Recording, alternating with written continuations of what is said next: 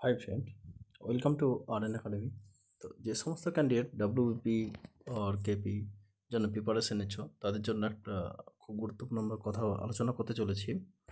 তো কথাগুলো তোমরা ভালোভাবে শুনবে, কারণ আমি ভিডিওটা অনেক রাত্রে করছি। কত রাত্রে করছি তোমাদেরকে দেখালে বুঝতে পারবে। কারণ হচ্ছে দেখো, আজকে ডাব্লিউপি অ্যান্ড কেপি, এই যে ডাব্লিউপি কেপি, এই ক্যান্ডিডেটগুলো কিন্তু সব মিডিল ক্লাসের ক্যান্ডিডেট আর গরিব ঘরের ছেলে ক্যান্ডিডেট। ঠিক আছে, এগুলো মাধ্যমিক পাস করে এইচএস পাস করে মোটামুটি এই ক্যান্ডিডেটগুলো এখানে কিন্তু বেশিরভাগটাই যায়। ধরো 70% থেকে 80% ক্যান্ডিডেট কিন্তু এখানে এখানে যায়। ঠিক আছে, আর বাদ বাকি ক্যান্ডিডেট কিন্তু কিছু কিছু কিছু ক্যান্ডিডেট কিন্তু আসে। তো দেখা যাচ্ছে এখানে দেখো ডাব্লিউপি এই ফর্ম ফিল আপ হয়ে গেছে 2022 ফর্ম ফিল আপ হয়ে গেছে, এখন পর্যন্ত কিন্তু পরীক্ষা হয়নি। তো এই যে 22 থেকে মোটামুটি 26 হতে হলো, কাছাকাছি ধরো 26, এই যে গ্যাপ আমাদের 3 বছর, 3 বছরটা কে দিবে বলো? কিছু কিছু ক্যান্ডিডেট যাদের 30 বছর হতে হলো, 30 বছর পার জেনারেল, তাদের তো রাত্রে ঘুম আসে না। তারা একটাই চিন্তা ভাবনা করে, পরীক্ষাটা যদি হয়ে যায় তাহলে সব থেকে ভালো হয়। অনেক রকম চিন্তা, পারিবারিক চিন্তা, এক্সামের চিন্তা, যারা পড়াশোনা করেছে তাদের তো অনেক চিন্তা। ঠিক আছে, কিন্তু সরকার এখান থেকে কী করছে? সরকারের এই ক্যান্ডিডেট, এই এই সাধারণ ক্যান্ডিডেটদের কাছে সরকারের কোনো গুরুত্ব নেই। সরকার যা ইচ্ছা তাই করছে। ওবিসি মামলায় এ মামলা ও মামলা করতে করতে আমাদের কিন্তু 3টা বছর শেষ। ঠিক আছে, 3টা বছর শেষ। কারো হয়তো একদিক দিয়ে দেখো দেখো তুমি, যার 2024 সালে ধরো 30 বছর ছিল, সে কিন্তু ভাবছিল যে আর একটা যদি রিকমেন্ড হয় আমি বুঝতে পাবো। দেখো তার 2000 আজকে 26-এর কাছাকাছি হতে চলে এলো, তার 30 বছর পার হয়ে গেলো, মানে 32 বছর হয়ে গেল ধরো। তো 32 বছর ধরো কাছাকাছি যদি হয়ে যায়, তাই না, সে তার ভ্যাকেন্সি তো বুঝতে হবে না, কারণ তার এই ওভার এজে হয়ে গেলো, এজটা বয়সটা পার হয়ে গেল, তাই না? তাহলে এখানে দেখো, আজকে রাত্রে ঘুম না আসার কারণ হচ্ছে 12টা 38, 12:30 বাজছে, কাছাকাছি 12:30। এই 12:30 বাজছে, এখন পর্যন্ত ঘুম আসে না। কারণ হচ্ছে একটাই চিন্তা ভাবনা, এবছর যদি পরীক্ষাটা না হয়, মানে 2025-এ যদি পরীক্ষাটা না হয়, তা কী হবে আমাদের? তাই তো, এই ওবিসি করতে করতে ওবিসিকে বাদ দিয়ে পরীক্ষাটা নিলে সব থেকে ভালো হয়, কারণ আমরা ওবিসি। ঠিক আছে, ওবিসিটা আমরা জেনারেলের মধ্যে ঢুকবো। তাহলে ওবিসির যত ভ্যাকেন্সি আছে জেনারেলের মধ্যে দিলেও তো সেটা আমরা পরীক্ষাতে তো বুঝতে পাই, তাই না? পরীক্ষাতে যদি বুঝতে পাই তো যে কোনো ক্যান্ডিডেট তার চাকরি কিন্তু তার একটা সিট গোছে নেবে। এবারে হচ্ছে কি, এই করতে করতে করতে আমরা 3টা বছর চলে গেল। এই 3টা বছর কেউ আমাদেরকে পিছিয়ে আনতে পারবে না, 3টা বছরের জায়গায় ফিরিয়ে আনতে পারবে না। সেই যে 3টা বছর চলে গেছে সেই জানে, যার 3টা বছর চলে গেছে এখন আপাতত। সেই দেখো তোমাদের ক্যান্ডিডেট, তোমরা ভাবছো আমার তো 21 বছর বয়স, আমার তো সময় আছে।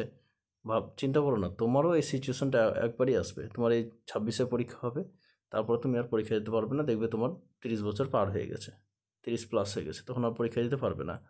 ঠিক আছে, তো সবাই একসঙ্গে হয়ে তোমরা কিন্তু আমাদের এই সংগঠন করে আমাদের পরীক্ষাটা কিন্তু যেভাবেই হোক পরীক্ষাটা স্থাপিত করতে হবে, যে করেই হোক। ওবিসি মামলা আর শোনা যাবে না, এই মামলা ও মামলা কোনো শোনা যাবে না। যেভাবেই হোক পরীক্ষা কিন্তু নেওয়ার একটা দাবাত করতে হবে, কারণ আর নয়, এই সময় পিছিয়ে যেতে যেতে যেতে যেতে আমাদের একবার দেওয়ালে পেট ঠেকে গেছে, আর পিছানো যাবে না। আর পিছাতে গেলেই আমরা শেষ। অনেক ক্যান্ডিডেট কিন্তু বসে আছে, আশায় বসে আছে। অনেক ক্যান্ডিডেট, তোমার সবই বুঝতে পারছো, তুই যে ভিডিওটা দেখছো সেও বুঝতে পারছো। তুমি কিন্তু এই ডাব্লিউপির জন্য বসে আছো, না জিডি দিয়ে যেতে পারছো, না অন্য কোনো চাকরি আছে। দেখো কিছু কিছু ক্যান্ডিডেট আবার দেখো 168 সেমি হাইট, ও কিন্তু জিডিতে যেতে পারছে না। 169 সেমি হাইট, সে কিন্তু জিডিতে যেতে পারছে না। পারছে কি? যেতে পারছে না। তাহলে সে কিন্তু ডাব্লিউপির জন্যই পড়ে আছে। কিছু কিছু ক্যান্ডিডেট জিডিতে চলে যাচ্ছে, কিন্তু এই ক্যান্ডিডেটগুলো 167 সেমি যার হাইট কাঁটায় কাটে, সে কী করবে? এখানে অনেক ক্যান্ডিডেট আছে যেগুলো কিন্তু জিডিতে যেতে পারছে না, ওভারে যে হয়ে গেছে, তারা কিন্তু এডাব্লিউপির জন্যই পড়ে আছে। তো এইভাবে সময় নষ্ট করলে হবে না, আমাদের একসঙ্গ হতে হবে। পরীক্ষাটা যেভাবেই হোক নিতেই হবে, সরকারকে যেভাবেই হোক পরীক্ষাটা নিতে হবে। পরীক্ষা নেওয়ার পরে রেজাল্টে যদি কিছু দেরি করে সেটা আলাদা ব্যাপার, কিন্তু পরীক্ষাটা নিতে হবে।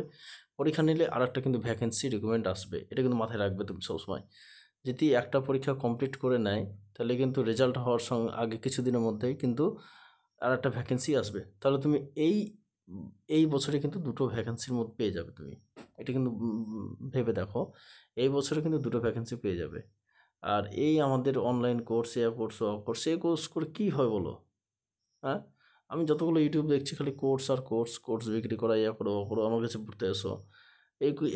কী হবে? তিনটা বছর আমাদের জীবন থেকে চলে গেছে। তিনটা বছর আমাদের জীবন থেকে চলে গেছে। সেই বছরটা ফিরিয়ে দিতে পারবে তারা, যারা কোর্স বিক্রি করছে তারা? কখনোই পারবে না। তাহলে তাহলে কী করছে ওরা? ওরা আন্দোলন করছে, আমি এ করেছি, ও করেছি, এ করেছি, ও করেছি। কিন্তু আমাদের কথা কে ভাবছে?